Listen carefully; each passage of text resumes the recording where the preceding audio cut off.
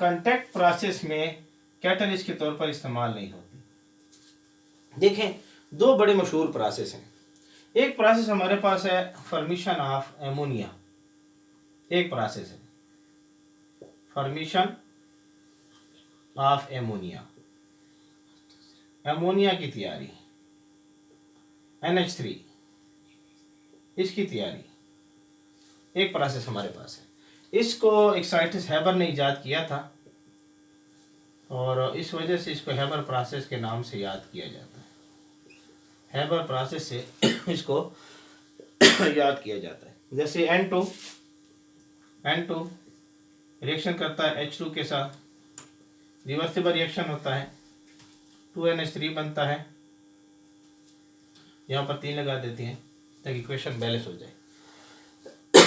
तो आप देखेंगे कि हमारे पास यहाँ पर ये आयरन जो है, ये आयरन यहाँ पर हैबर प्रोसेस में बतौर कैटल इस्तेमाल हो रही है।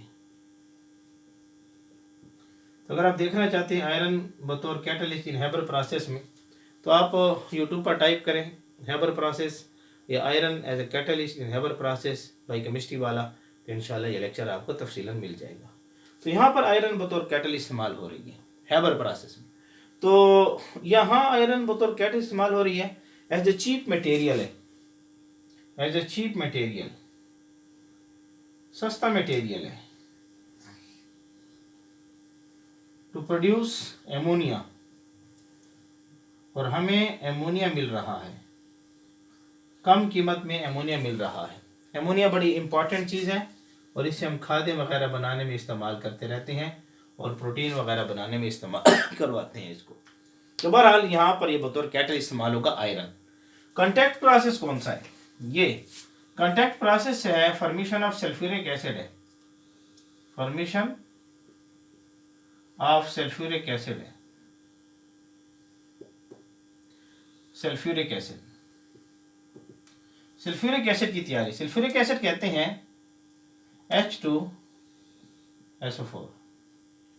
किसी मुल्क की इकानमी को चेक करना है कि मुल्क की इकानमी किस तरह जा रही है, तो हम देखते हैं कि सल्फ्यूरिक एसिड का इस्तेमाल उस मुल्क में कितना है। अगर किसी मुल्क में सल्फ्यूरिक एसिड ज़्यादा इस्तेमाल हो रहा होता है तो हम देख रहे होते हैं कि मुल्क जो है तरक्की की तरफ जा रहा होता है। सल्फ्यूरिक एसिड की कंजम्पशन को चेक करके मुल्क की तरक्की को देखा जाता है। तो कांटेक्ट प्रोसेस में सल्फ्यूरिक एसिड तैयार होता है। सल्फ्यूरिक एसिड में क्या होता है कि सल्फर ऑक्सीजन के साथ रिएक्शन करती है और हमें सल्फर डाइऑक्साइड बना कर देती है। सल्फर डाइऑक्साइड ऑक्सीजन के साथ रिएक्शन करके हमें सल्फर ट्राइऑक्साइड बना कर देती है। मैं पहले थोड़ा सा ग्राउंड बना लूँ, फिर इस मेन टॉपिक की तरफ आता हूँ। थोड़ी सी बात को समझने की कोशिश करें, पहले हम ग्राउंड बना लें बात को समझाने के लिए। सल्फर ट्राइऑक्साइड, इसमें हम जो कैटल इस्तेमाल करते हैं वैनेडियम पेंटाऑक्साइड को यूज़ करते हैं। वैनेडियम पेंटाऑक्साइड ये बतौर कैटल इस्तेमाल होती है, कैटलिस्ट। और उसके बाद ये सल्फर ट्राइऑक्साइड पानी के साथ रिएक्शन करके in the presence of vanadium pentoxide ये बनाकर देती है H2SO4। सल्फ्यूरिक एसिड हमारे पास बन जाता है। तो H2SO4 की तैयारी है, इसमें वैनेडियम पेंटाऑक्साइड बतौर कैटल इस्तेमाल होती है। तो यहाँ पर इब्तिदा में हम कैटलिस्ट यूज़ करते थे। जब यहाँ पर कैटलिस्ट का इस्तेमाल होता था, इब्तिदा में प्लेटिनियम बतौर कैटल इस्तेमाल होती थी, बतौर कैटल इस्तेमाल होती थी। और ये रिएक्शन हो रहा है in the presence of sulphur bed, sulphur bed की मौजूदगी में रिएक्शन हो रहा है। तो ये जो सल्फर बेड था, सल्फर ये पॉइजन था, पॉइजनस था प्लेटिनियम के लिए, जहर था प्लेटिनियम के लिए। प्लेटिनियम की एक्टिविटी को ये आज मुझे खांसी ज़्यादा आ रही है, बड़ा दुआ करें कि अल्लाह रब्बुल इज़्ज़त आफियत फरमाए। तो मैं थोड़ा सा पानी भी पीऊँगा। तो बहरहाल यहाँ फिर थोड़ा सा लेक्चर को स्टार्ट लेते रहते हैं। यहाँ क्या है कि हाँ ये बतौर कैटल इस्तेमाल होगी और सल्फर बेड जो है बतौर पॉइजन, सल्फर बेड पॉइजन है प्लेटिनियम के लिए और प्लेटिनियम की प्रॉपर्टीज, कैटलिस्ट प्रॉपर्टीज को ये रोकता है। तो प्लेटिनियम सही काम नहीं कर सकता था, हमें प्रोडक्ट मिलता था, जल्दी नहीं मिलता था। असल में हमें प्रोडक्ट जल्दी चाहिए, और प्रोडक्ट हमें जल्दी मिलेगा कि हमारे पास कैटलिस्ट बेहतरीन काम करे। तो प्लेटिनियम के लिए पॉइजन था सल्फर बेड, इसलिए कैटलिस्ट के तौर पर प्लेटिनियम को हमने हटा दिया और हमने वेनेडियम पेंटाक्साइड को इस्तेमाल किया। तो बहरहाल इसकी बतौर कैटलिस्ट वेनेडियम पेंटाक्साइड को देखना चाहते हैं तो कॉन्टैक्ट प्रोसेस बाय केमिस्ट्री वाला वेनेडियम के साथ चेक करें तो इंशाल्लाह आपको ये मिल जाएगा। अब सवाल ये पैदा होता है कि हम इस प्रोसेस में आयरन के बतौर कैटलिस्ट यूज क्यों नहीं करते। यानी हमें चाहिए ये है कि हम ये सल्फर डाइऑक्साइड जो है इसका रिएक्शन ऑक्सीजन के साथ करवाएं और हमें बनाकर दे सल्फर ट्राइऑक्साइड। हम इसमें आयरन को बतौर कैटलिस्ट इस्तेमाल कर लेते हैं। आयरन को बतौर क्या इस्तेमाल कर लेते, कैटलिस्ट इस्तेमाल कर लेते। हमने यहाँ आयरन को कैटलिस्ट इस्तेमाल क्यों नहीं किया, वाई, ये सवाल है। तो जो एक चीज तो क्लियर रखें, जो कैटलिस्ट होती है, कैटलिस्ट ये स्पेसिफिक इन फंक्शन है, स्पेसिफिक इन अ फंक्शन है। रिएक्शन के अंदर कैटलिस्ट जो है हर रिएक्शन के लिए अपनी मखसूस कैटलिस्ट है। स्पेसिफिक इन फंक्शन से क्या मुराद है कि एवरी रिएक्शन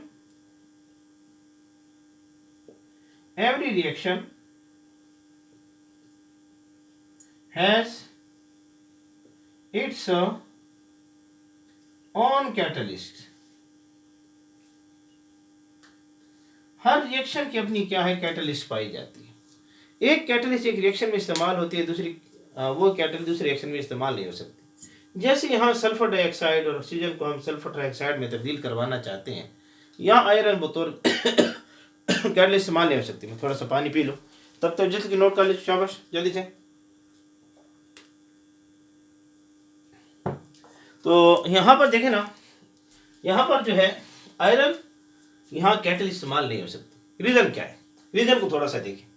सबसे पहले रीज़न जो हमारे पास मौजूद ये है कि जिस तरीके से ये प्लेटिनियम के लिए पॉइजन थी, अगर आयरन यहाँ सल्फर बेड तो मौजूद है, सल्फर डाइऑक्साइड जो बनी थी ये ऑक्सीजन के साथ रिएक्शन करके सल्फर डाइऑक्साइड बनी थी, सल्फर ने ऑक्सीजन के साथ रिएक्शन किया था, तो यहाँ सल्फर मौजूद है, सल्फर प्रेजेंट है।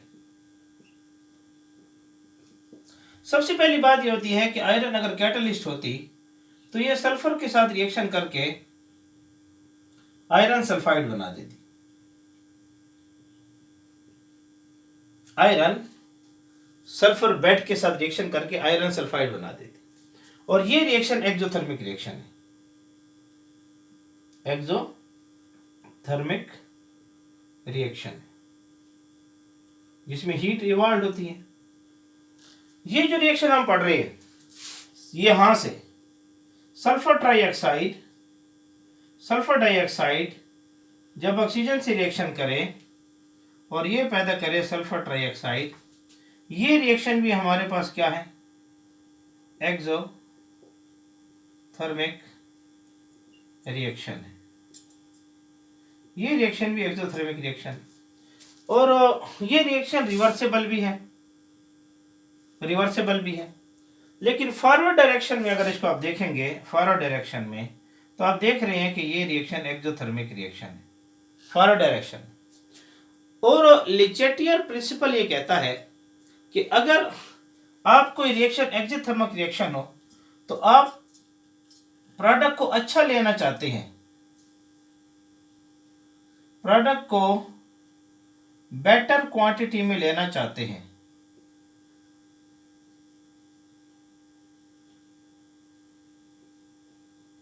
तो आपने टेम्परेचर को लो रखना होगा। ये बात हमें समझाता है लिचेटियर प्रिंसिपल। ये बात हमें कौन समझाता है, लिचेटियर प्रिंसिपल समझा रहे हैं। तो अब ये एक्सोथर्मिक रिएक्शन है, अगर फॉरवर्ड में एक्सोथर्मिक रिएक्शन है अगर आप सल्फर ट्राइऑक्साइड की मिकदार को बढ़ाना चाहते हैं, इसके लिए शर्त यह है अकॉर्डिंग टू लिचेटियर के टेम्परेचर को आपने लो रखना है, टेम्परेचर को लो रखना है, क्योंकि पहले से एक्सोथर्मिक रिएक्शन है। यहां अगर ये आयरन सल्फर के साथ रिएक्शन कर दे, अगर आप आयरन को बतौर कैटलिस्ट यूज करें और आयरन सल्फर से रिएक्शन करें, ये भी एक्सोथर्मिक रिएक्शन है, ये भी हमारे पास एक्सोथर्मिक रिएक्शन है। इससे हीट इवॉल्व होगी और हम चाहते हैं कि यहाँ हीट कम हो, और यहाँ अगर आयरन सल्फर से रिएक्शन कर ले तो हीट बढ़ेगी। एक्सोथर्मिक रिएक्शन से क्या होता है कि जो हीट है सिस्टम की वो इंक्रीज होती है, सिस्टम की जो हीट है वो क्या होती है, इंक्रीज होती है। हम चाहते हैं कि सल्फर ट्राइऑक्साइड ज्यादा मिले, हमारे पास टेम्परेचर को लो रखना है। आयरन कैटलिस्ट यूज होगी तो सल्फर से रिएक्शन करके आयरन सल्फाइड बनाएगी और ये हीट सिस्टम की बढ़ाएगी। हम सल्फर डाइऑक्साइड के लिए चाहते हैं कि हीट कम हो, आयरन सल्फर से रिएक्शन करके हीट को बढ़ा रहा है, तो आपके पास ये प्रोडक्ट अच्छा हासिल नहीं होगा, आपके पास ये प्रोडक्ट अच्छा हासिल नहीं होगा। क्यों? आप हीट को यहाँ कम लेना चाहते हैं और यहाँ हीट को ये क्या कर रहा है, बढ़ा रहा है। इस वजह से यहाँ आयरन एक अच्छी कैटलिस्ट नहीं होगी। तो इस वजह से याद रखें, अगर हमने यहाँ पर आयरन को कैटलिस्ट यूज किया, इस रिएक्शन में अगर हमने आयरन को कैटलिस्ट यूज किया, तो याद रखें प्रोडक्ट फॉर्मेशन वो लो होगी। क्यों? क्योंकि जो बैकवर्ड रिएक्शन है, कौन सा रिएक्शन है, बैकवर्ड रिएक्शन, पीछे की तरफ जो रिएक्शन है बैकवर्ड रिएक्शन, ये फेवरेबल होगा। अगर आयरन को कैटलिस्ट लेते हो और एक्सोथर्मिक रिएक्शन से आयरन सल्फाइड बनेगा तो रिएक्शन बैकवर्ड रिएक्शन फेवरेबल होगा। ये सल्फर डाइऑक्साइड और ऑक्सीजन पैदा होना शुरू हो जाएगी। हम चाहते हैं कि सल्फर डाइऑक्साइड को पैदा कर सके, रिएक्शन को फॉरवर्ड कर सके। उसके लिए बेहतरीन वेनेडियम ऑक्साइड सबसे अच्छा और बेहतरीन काम करता है। ये यहां पर एक्सोथर्मिक रिएक्शन शो नहीं करेगा, जैसे आयरन यहां पर एक्सोथर्मिक रिएक्शन शो कर रहा है। इस वजह से यहां पर आयरन को बतौर कैटलिस्ट हम इस्तेमाल नहीं करते, पहली बात। दूसरी बात, अगर सल्फर ट्राइऑक्साइड बन चुका है और आयरन मौजूद हो, तो ये सल्फर ट्राइऑक्साइड के साथ रिएक्शन करके FeSO3 बनाकर रहता है, FeSO3 बना देता है, FeSO3 बना देता है। तो ये आयरन सल्फाइड बना देता है, प्रोडक्ट बना कर देता है। तो ये रिएक्शन का भी खतरा होता है। तो दो वजूहात बड़ी बड़ी हो गई। एक तो ये है कि सल्फर ट्राइऑक्साइड फॉरवर्ड रिएक्शन में होगा, टेम्परेचर को लो रखोगे। आयरन अगर कैटलिस्ट है तो सल्फर बेड के साथ रिएक्शन करके आयरन सल्फाइड बनाकर टेम्परेचर को बढ़ाएगा, रिएक्शन फॉरवर्ड नहीं होगा बल्कि बैकवर्ड होगा, और प्रोडक्ट ऑफ सल्फर ट्राइऑक्साइड कम हो जाएगी बल्कि प्रोडक्ट ऑफ सल्फर डाइऑक्साइड और ऑक्सीजन बढ़ेगी। दूसरी बात, अगर सल्फर ट्राइऑक्साइड बन गया है तो सल्फर ट्राइऑक्साइड से आयरन रिएक्शन करेगा और आपको आयरन सल्फाइड बना कर देगा। इस वजह से हम आयरन को यहाँ बतौर कैटलिस्ट इस्तेमाल नहीं करेंगे। इसलिए हमने क्या लिखा है कि कैटलिस्ट स्पेसिफिक फंक्शन है, हर रिएक्शन के लिए अपनी कैटलिस्ट है और उसके लिए मखसूस काम करती है। यहाँ पर आयरन कैटलिस्ट इस्तेमाल नहीं कर सकते क्योंकि आयरन इस रिएक्शन को, जो कि एक्सोथर्मिक रिएक्शन है, और भी हीट प्रोवाइड करेगा, तो फॉरवर्ड डायरेक्शन में नहीं जाएगा बल्कि बैकवर्ड जाएगा। और सल्फर ट्राइऑक्साइड अगर बन भी गए तो आयरन से रिएक्शन करके आयरन सल्फाइड आपको बनाकर दे देगा, सल्फाइड PHITE आपको बनाकर दे देगा। तो ये वजूहात थी कि हमने यहाँ कैटलिस्ट जो है आयरन को नहीं यूज किया बल्कि वेनेडियम ऑक्साइड को इस्तेमाल किया है। तो आयरन हेबर प्रोसेस में कैटलिस्ट इस्तेमाल हो सकती है, वहाँ पर हमें हीट चाहिए और हीट प्रोवाइड कर रही होती है, बॉन्ड को ब्रेक कर रही होती है, न्यू बॉन्ड बना रही होती है। इसको मैं तफसीलन डिस्कस कर चुका हूँ। Haber process as a catalyst iron biochemistry वाला आप टाइप करें तो आपको लेक्चर मिल जाएगा। तो ये एक छोटा सा सवाल था कि आयरन बतौर कैटलिस्ट इस्तेमाल क्यों नहीं होती। आप इसको नोट करना चाहते हैं तो नोट कर लें, मैं साइड पर हो रहा हूँ। शाबाश, नोट कर लें, नोट कर लें, शाबाश। उम्मीद है आप लोगों ने नोट कर लिया होगा। DNF ब्लॉक एलिमेंट की सीरीज यहाँ पर एंड होती है। बच्चों की डिमांड है कि सर जी ऑर्गेनिक केमिस्ट्री को जल्द अज जल्द स्टार्ट करें। इंशाल्लाह अज़ीज़ नेक्स्ट लेक्चर हमारा ऑर्गेनिक केमिस्ट्री के ऊपर आएगा। हमारे साथ जुड़े रहे, बने रहे। हम चाहते हैं कि क्वालिटी एजुकेशन की फ़िज़ा बच्चों को प्रोवाइड कर सकें। इसके लिए आप लोगों की ताउन की हमें ज़रूरत रहेगी। सिर्फ ये करते रहें कि हमारे लिए दुआ करें और जितना हो सके पढ़ते रहें। अल्लाह रब्बुल इज़्ज़त आप लोगों को खुश रखे।